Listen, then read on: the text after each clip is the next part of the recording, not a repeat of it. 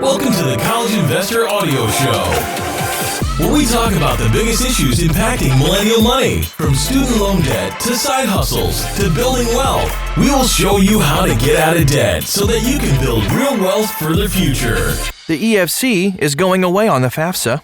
Here's what you need to know. This is the College Investor Audio Show. Welcome. So honored that you're a part of this. Now, the expected family contribution, or EFC, has been a critical number for all students and their families as they consider the costs of college.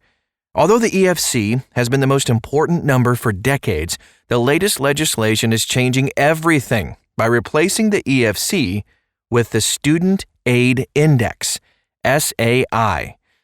Although the act was passed in 2021, the changes will not be implemented until the 2023 to 2024 academic year. The delay will allow the Department of Education to make the new changes.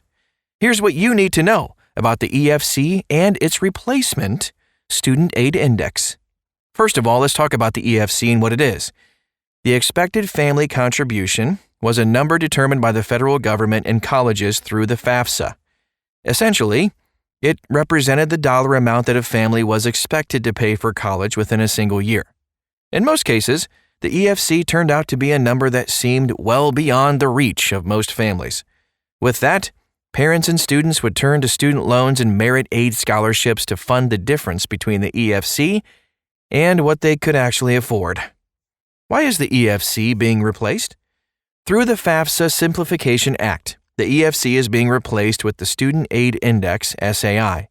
Both are calculated through formulas with information derived from the FAFSA form. The big reason behind the change is to create a more reflection on the true cost of colleges. Good.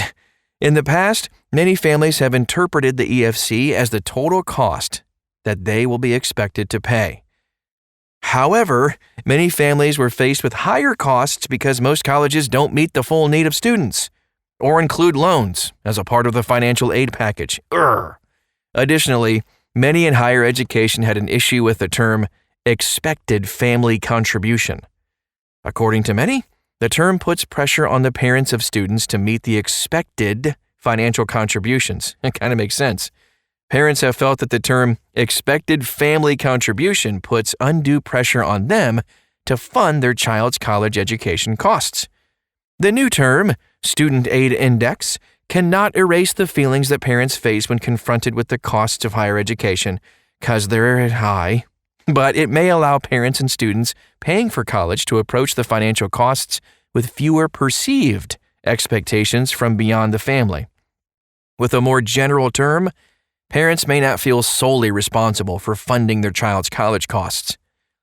So, now let's talk about what the Student Aid Index is.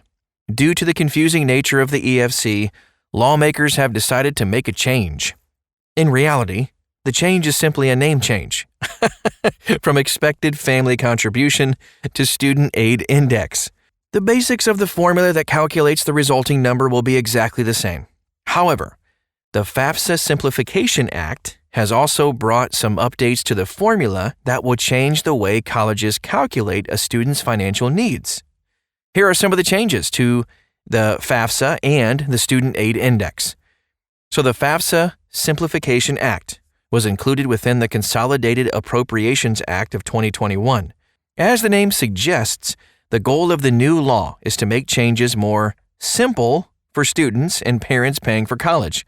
Good. So let's take a look at some of the changes to the formula.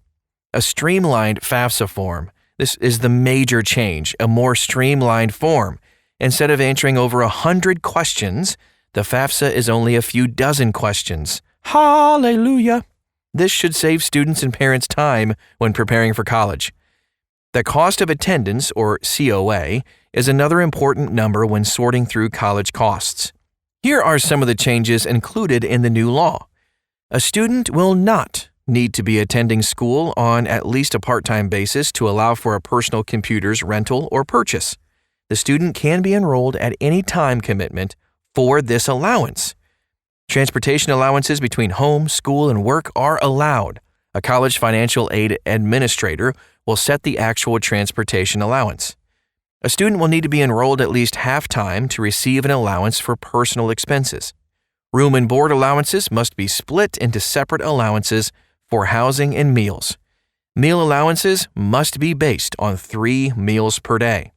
Housing allowances for students living in college-owned or operated housing will be based on the greater of the average or median housing costs. Housing allowances cannot be set to 0 for students living with their parents at home. An allowance for private student loan fees is no longer applicable. An allowance for loan fees on federal loans for students and parents will be mandatory instead of at the discretion of a college. Multiple students will be treated differently. In the past, families with multiple students attending college at the same time on at least a part-time basis received special treatment. The parent assessment was divided by the number of family members in college. Also, independent students had their family contribution divided by the number of students attending college on a half-time basis. Now, the student aid index will not be divided based on the number of students in college within a family. So with that, middle and high-income families will likely miss out on previous opportunities to save. New Pell Grant eligibility.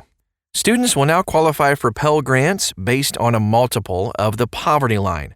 Households may qualify for Pell Grants with incomes between 0 and 175% to 400% of the poverty line, based on the student's situation. Additionally, incarcerated students will be eligible for the Pell Grant. Negative student aid index possible. If the student is eligible for the maximum federal Pell Grant, the student aid index will be set to 0. But the financial aid formula can allow for a student aid index below 0, as low as minus $1,500. This can help colleges more accurately help determine a student's financial needs. You might be asking, is the replacement a better solution for families and students?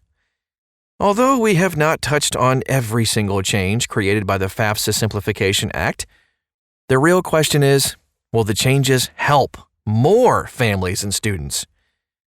Yeah, well, the answer will likely depend on your situation. Many of the changes seem to help low-income families with college costs.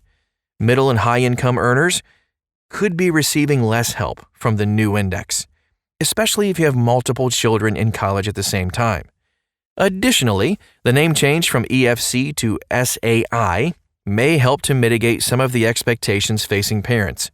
However, everyone can agree that a streamlined FAFSA form is a win for everyone. With less of a paperwork burden, you may be able to wade through the FAFSA process more smoothly. Here's the bottom line. Although the student aid index results from a very similar formula to the expected family contribution, the name change may be a positive thing. But then, of course, many parents and students will still be faced with an unaffordable number to cover college costs, even with these changes. But there is some good news. We have tons and tons of resources for you to have help, of course, with finding federal student loans, filling out all this stuff, but also ways for you to pay for college without the use of any loans. It is possible, and you can find those articles and resources at thecollegeinvestor.com. Thanks again for stopping by today. We'll talk to you again very soon.